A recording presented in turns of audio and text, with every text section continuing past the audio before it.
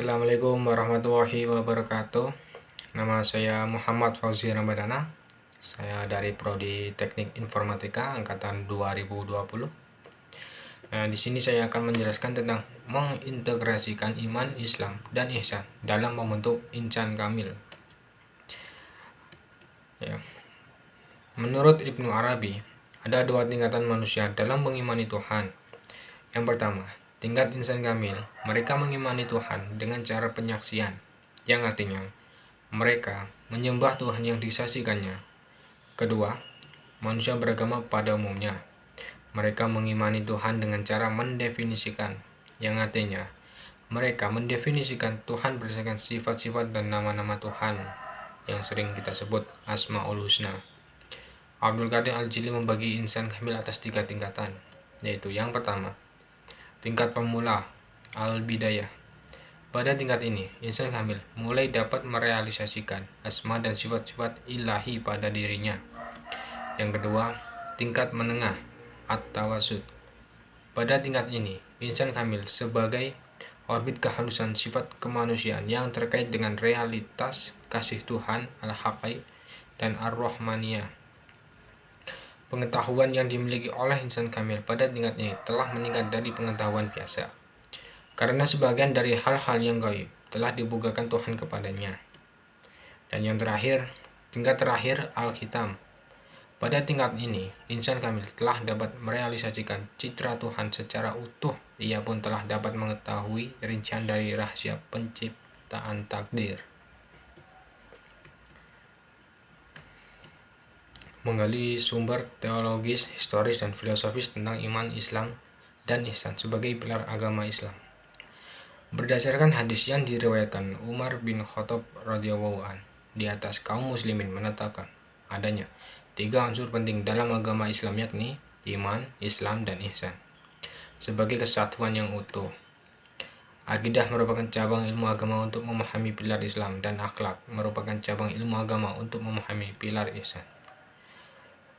Menggali sumber teologis, historis, dan filosofis konsep insan kamil. Istilah insan kamil atau manusia sempurna pertama kali diperkenalkan oleh Syekh Ibnu Arabi pada abad ke-14. Ia menyebutkan ada 2 jenis manusia, yakni insan kamil dan monster setengah manusia. Jadi, kata Ibnu Arabi, jika tidak menjadi insan kamil, maka manusia menjadi monster setengah manusia. Insan kamil adalah manusia yang telah menanggalkan kemonsterannya. Konsekuensinya adalah di luar kedua jenis manusia ini, dan manusia yang sedang berproses menanggalkan kemonsterannya dalam membentuk insan kamil. Konsep manusia dalam Al-Quran. Secara umum, pembicaraan tentang konsep manusia selalu berkisar dalam 2 dimensi, yakni dimensi jasmani dan rohani, atau dimensi lahir dan batin. Unsur-unsur manusia pembentuk insan kamil. Secara ringkas, Al-Ghazali dalam Othman 1987 pasal 31-33 menyebut beberapa instrumen untuk menjadi pengetahuan yang benar serta kapasitas untuk mencampainya. Pertama, panca indera. Panca indera memiliki keterbatasan dan tidak bisa mencapai pengetahuan yang benar setelah dinilai oleh akal. Kedua, akal dengan metode ini dengan cara yang sama. Seharusnya orang pun menilai tingkat kebenaran akal. Orang seharusnya menggunakan cara yang sama dengan cara yang digunakan oleh akal ketika menilai kekeliruan panca indera. Nur ilahi. Ketika Al-Ghazali sembuh dari sakitnya, ia menuturkan bahwa kesembuhannya dari sakit karena adanya nur ilahi yang menembus dirinya. Kemudian Al-Ghazali mengungkapkan pandangannya tentang nur ilahi sebagai berikut. Kapan saja Allah menghendaki untuk memimpin seseorang, maka jadilah demikian. Dialah yang melapangkan dada orang itu untuk berislam. Quran Surat Al-An'am Surat ke-6 ayat 125.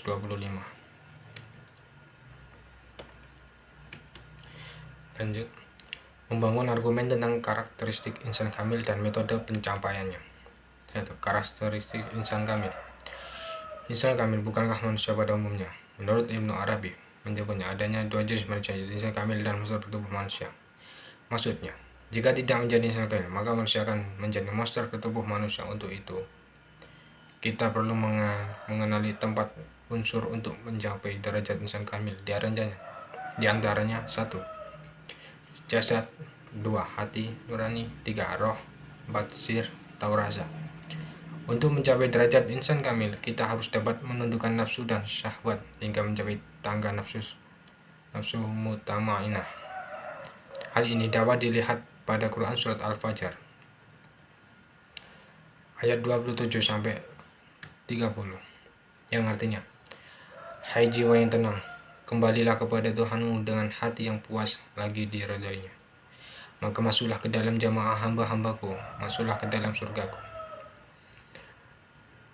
Pada ayat di atas dengan jelas menegaskan bahwa nafsu mutmainnah merupakan titik berangkat untuk kembali kepada Tuhan. Akan tetapi, dengan modal nafsu mutmainnah, masih diperintah lagi oleh Allah untuk menaiki tangga nafsu di atasnya. Menurut Imam Al-Ghazali, ada 7 macam nafsu sebagai proses taraqi atau menaiki, yaitu 1. Nafsu amarah, 2. Nafsu lawanah, 3. Nafsu muhimah, 4. Nafsu mutmainnah, 5. Nafsu radiyah, 6. Nafsu mardiyah, dan 7. Nafsu kamilah. Mendeskripsikan tentang esensi dan urgensi iman Islam dan insan dalam membentuk insan kamil. Insan kamil merupakan tipe manusia ideal yang dikehendaki oleh Tuhan. Hal ini disebabkan jika tidak menjadi insan kamil, maka manusia itu hanyalah monster bertubuh manusia. Siapa dan bagaimana insan kamil itu? Dalam perspektif Islam, manusia memiliki 4 unsur, yaitu jasad, hati, roh, dan rasa, yang berfungsi untuk menjalankan kehendak ilahi. Untuk mengokohkan keimanan akan menjadi manusia yang insan kamil, maka keimanan kita harus mencapai tingkat yakin. Maka kita harus mengidentifikasi yang mengacu pada rukun iman. Sedangkan untuk dapat beribadah secara bersungguh-sungguh dan ikhlas, maka segala ibadah yang kita lakukan mengacu pada rukun Islam. Kaum sufi memberikan tips untuk dapat menaiki tangga demi tangga. Maka seseorang yang berkehendak mencapai martabat insan kamil diharuskan melakukan riyadah, berlatih terus-menerus untuk menambaki makom demi makom yang biasa ditempuh oleh bangsa sufi. Dalam perjalanannya menuju Tuhan, makom yang dimaksud dengan merupakan karakter kafir inti yang memiliki 6 unsur. Yang pertama, taubat, 2.